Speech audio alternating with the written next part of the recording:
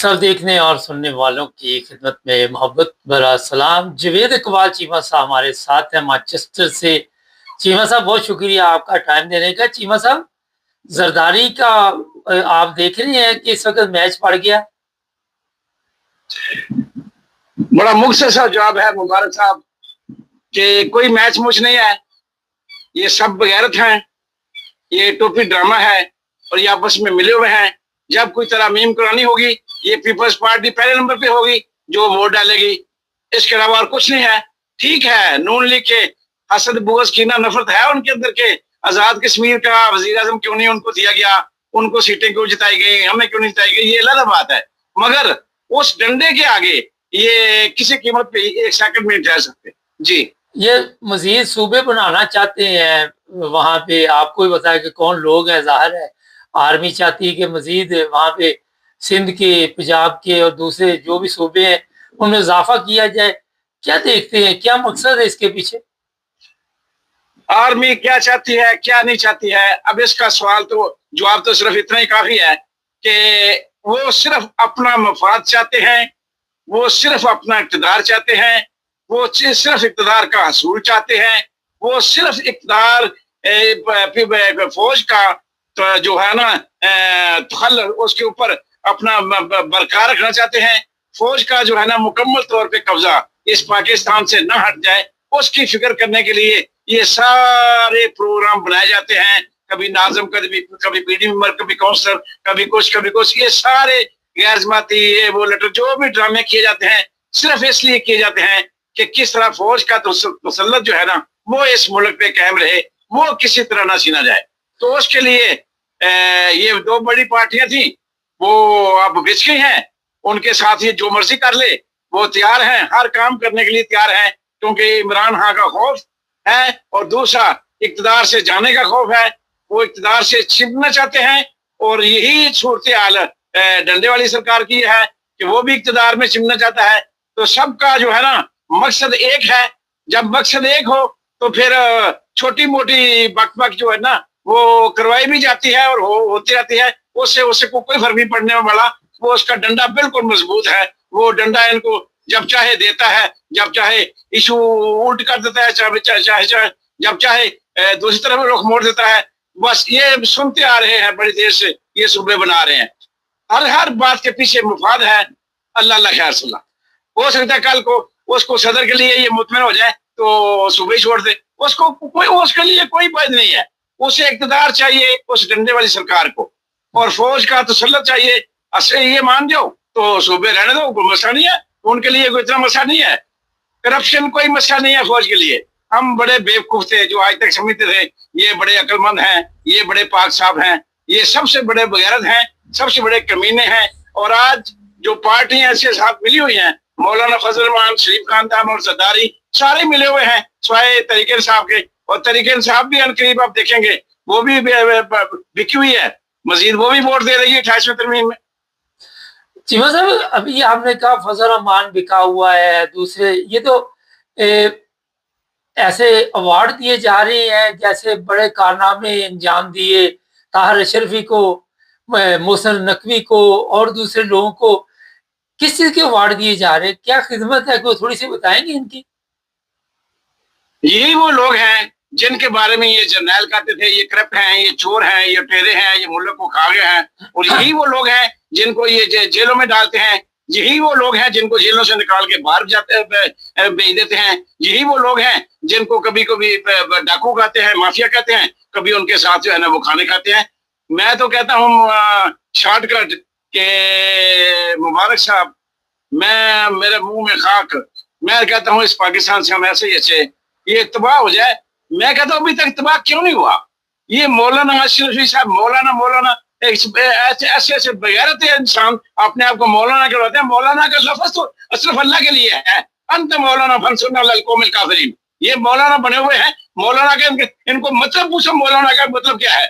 और फिर ये तगमे लेने वाली बात तो दूसरे, मैं कहता हूँ कि पल्ला पता नहीं मेरा अल्लाह जो है ना वो क्या देख रहा है, क्यों इस मुल्क को तबाह नहीं कर रहा। मैं तो समझता हूँ कि जो कुछ इस मुल्क के अंदर बदजानती, इकरमा पर भी और जो कुछ जुल्म और ज्यादती हो रही है वो दुनिया के किसी कोने में नहीं हो रही, اور جو کچھ اس ظلم کے جو اس ملک کے اندر بددیانتی اور دوسرے رشوت اور سود کا کام کاروبار ہو رہا ہے، زنا کا، ریپ کا، وہ کسی ملک میں نہیں ہو رہا.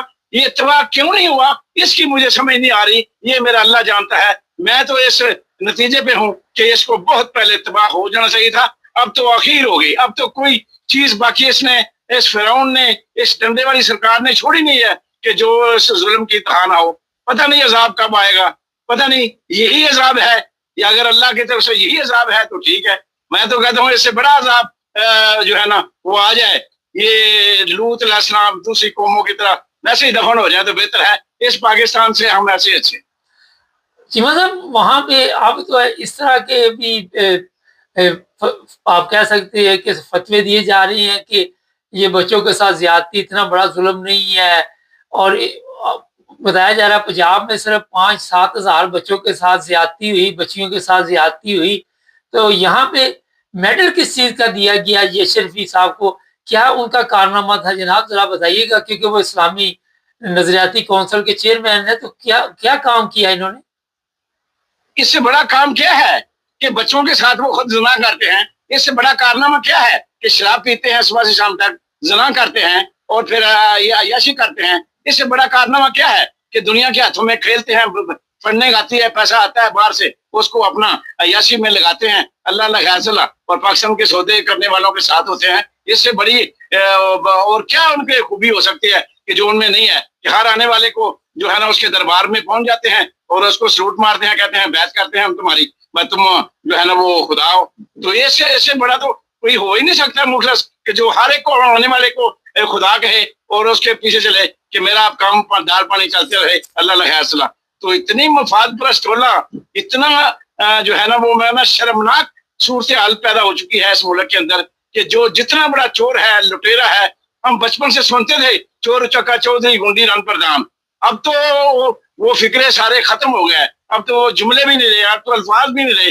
اور کن الفاظوں کا سہارا ہم لیں کہ کیا کہیں اس ملک کے ان فرعونوں، ان ظالموں کے بارے میں، ان بدکاروں کے بارے میں. ان کو خود شرم نہیں آتی. تو پھر میرا خیال میں اللہ جل شان ہو تو اپنے فرشتوں کے سامنے بھی شرمندہ ہو رہا ہوگا کہ دیکھو.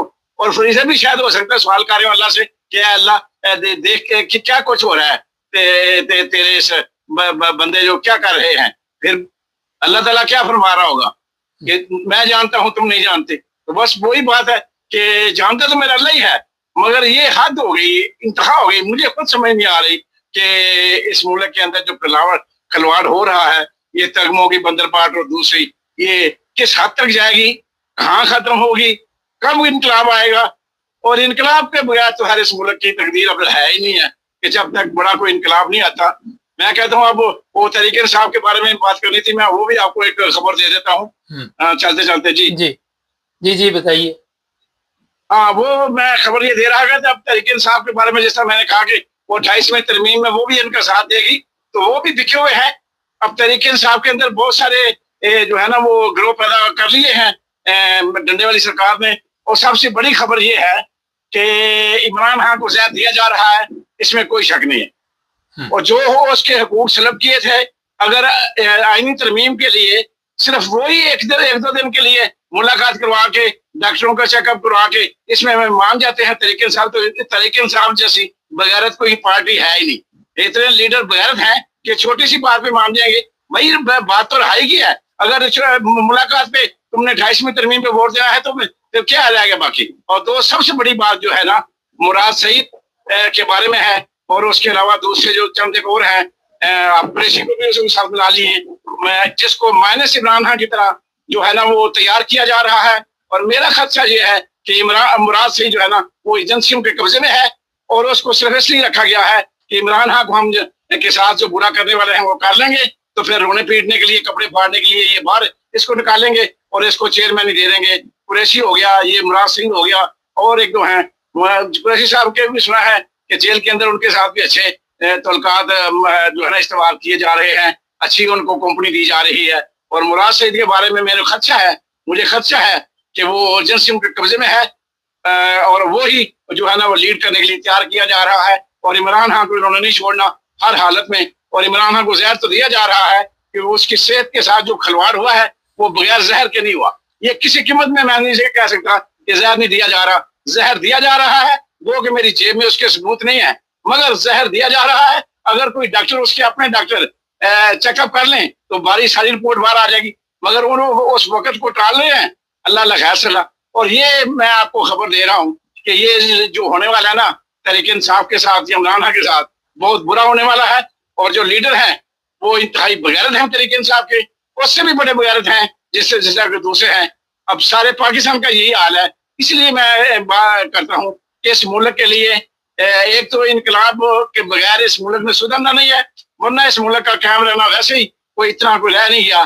میرے اللہ جل شان شاید کسی وقت بھی کوئی عذاب نازل کر رہے ہیں جو کچھ اس ملک کے ساتھ ہو رہا ہے. چیمہ صاحب آپ مذہبی اسکالر بھی ہیں, عذاب کی بات آپ بار بار کر رہی ہیں, لیکن جن لوگوں کے ہاتھ میں دولت ہے, جن لوگوں کے پاس یہ اقتدار ہے, وہ تو بڑی موج مستی کی زندگی گزار رہے ہیں. عذاب تو عام پبلک پہ آیا ہوا ہے.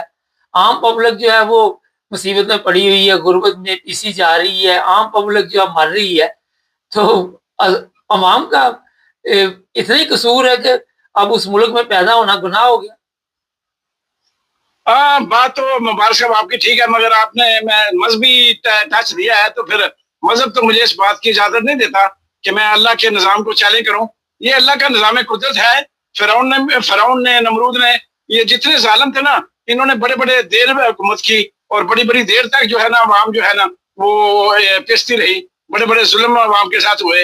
ان کے بچے ان کی لڑکیاں قتل کروا دی جاتی تھی, بچے قتل کر دیے جاتے تھے, بہت کچھ ہوتا تھا. ان کے سامنے ہر چیز جو ہے نا ان کو سامنے کھڑے کر کے ماں کو بیٹیوں کو تیل کے کنویں راہ میں ڈال دیا جاتا تھا. تو یہ سارے ظلم ہوئے ہیں. ایک قدرت کا قانون ایسا ہے کہ اس کو سمجھنے کے لیے بھی بڑی محنت کی ضرورت ہے. تو یہ قانون قدرت ہے کہ جیسی قوم ہوگی ویسے حکمران ہوں گے. تو کوئی شک نہیں ہے, میں جب کہتا ہوں کہ حکمران میرے بہت ظالم ہیں, اس ملک پہ عذاب آنا چاہیے, تو ملک کے عوام جو ہے نا وہ بھی اسی لائق تھے, میں بھی اسی قابل تھا جو میرے ساتھ ہو رہا ہے, کیونکہ میرے اعمال جو ہے نا وہ بھی اس قابل نہیں ہے کہ میرے اللہ جل شانہ کو شرمندہ تعبیر کر سکے. بات تو صرف یہ ہے, اصل بات یہ ہے کہ میرے اللہ حکمرانوں کو تو دیکھ رہا ہے, مگر عوام کے اندر بھی وہ سوائے اللہ کو مانتا ہوں, نبی کو مانتا ہوں, اس کے علاوہ کوئی بات نہیں ہے. نہ اللہ کی کوئی مان کے چل رہا ہے, نہ نبی کو کوئی بات مان کے چل رہا ہے. سارے اپنے اپنے مذہبوں پر عقیدوں پہ چل رہے ہیں. کوئی شیعہ ہے, کوئی سنی ہے, کوئی وہابی ہے, کوئی دیوبند ہے, کوئی ادھر ہے, کوئی ادھر ہے. مسلمان کوئی نہیں ہے. مسلمان جب بن جائیں گے تو پھر قوم بنے گی. ابھی تو ہم مسلمان ہی نہیں بنے. آخر میں ایک بڑا ہر 100 میٹر پہ کوئی درگاہ ہے, کوئی مدرسہ ہے, کوئی مسجد ہے, اس کے باوجود کیا وجہ کہ آج آپ کہہ رہے ہیں کہ یہ مسلمان نہیں ہے, مسلمان بن جائیں گے. وہ تو کہتے ہیں جناب روز اشتہار آتے ہیں, یہاں اتنے قرآن مجید چاہیے, پمپ چاہیے, نلکا چاہیے, مسجد کے لیے صفے چاہیے. وہ تو کہتے ہیں ہم نے تو بڑا اسلام کا یہاں پہ بول بالا کیا ہوا ہے. یہی تو دکانیں ہیں, وہ ایک کاروباری دکانیں ہیں. آپ ان کو مسجد مدرسہ نہ کہیں, وہ کاروباری دکانیں ہیں. چاہے مولوی فضل مان کی ہوں, چاہے مولوی اشرف موٹے ٹیڈ والے کی ہوں, کسی کی بھی ہوں. یہ سب دکانیں ہیں جو کاروبار کیا جا رہا ہے صدقے خیرات کے نام کے اوپر. یہ سارا کاروبار ہو رہا ہے. یہ بچوں کی پڑھائی کا سارا کاروبار ہو رہا ہے. اس کا پڑھائی سے کوئی تعلق نہیں ہے, اس کا ایمان سے یا دین سے کوئی تعلق نہیں ہے, اس کا اللہ اور اللہ کے رسول کے احکامات سے کوئی تعلق نہیں ہے. کیونکہ جب وہ تعلیم ہی نہیں دی جاتی اللہ اور اللہ کے رسول کے احکامات کے نتیجے میں جو مار سے وجود میں مسلمان بننا تھا وہ تو ہم بنا نہیں سکے. تو پھر یہ 1.5 انچ کی اپنی اپنی مسجد ہے, اپنے اپنے مذہب ہے, اپنے اپنے عقیدے ہیں اور اپنی اپنی دکانداری ہے. ایک مسجد جو ہے نا وہ اس کو بھی چلانے کے لیے اپنی کاروبار ہے. ایک امام مسجد ہے, اس نے اپنا وہ ڈیرا بھی اوپر لگایا ہوا ہے, 20 بچے اس کے اوپر آتے ہیں, نیچے وہ امامت کرانے کے لیے آ جاتا ہے نیچے. تو سارا ایک کاروبار ہے, اپنی روٹی ٹکر کا بندوبست ہے اور اس کے علاوہ کچھ نہیں ہے. تو جب ہم اللہ کو اللہ کے رسول کے لیے کام کریں گے تو اس کا صلہ ملے گا. جب کریں گے اپنی نیت ہی ہمیں ٹھیک نہیں ہے تو انما الاعمال بالنیات, سارا تو دارمدار نیت کے اوپر ہے. تو اسی لیے تو شہید بھی جو ہے نا وہ بھی جہنم میں جائے گا, سخی بھی جہنم میں جائے گا, اور یہ ملا قاری یہ سارے یہ بھی جہنم میں جائیں گے, کیونکہ اپنے لیے کرتے ہیں نا. ممبر میں اپنی خوشامد کے لیے بیٹھتے ہیں کہ واہ واہ میری ہو جائے, بلے بلے ہو جائے. یہ اس لیے نہیں بیٹھتے کہ اللہ اور اللہ کے رسول کا کوئی پیغام دنیا تک پہنچ جائے. کسی کو نماز کے لیے نہیں کہتے, اس کو واقعے سناتے ہیں, قصے سناتے ہیں, کہانیاں سناتے ہیں اللہ خاصلہ, اور پھر نعرے لگواتے ہیں.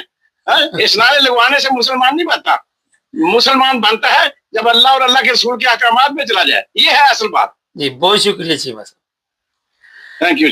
अच्छा बात चीमा साहब की ये बड़ी मुझे अच्छी लगी, किससे कहानियां है जी, अपने पल्ले किसी के कुछ नहीं, चीज इधर से उठाई इधर रख दी, इधर की इधर, इधर की इधर, बस ये सब चल रहा है। और बात वही है, तजारत है जी, कारोबार है, बिजनेस है।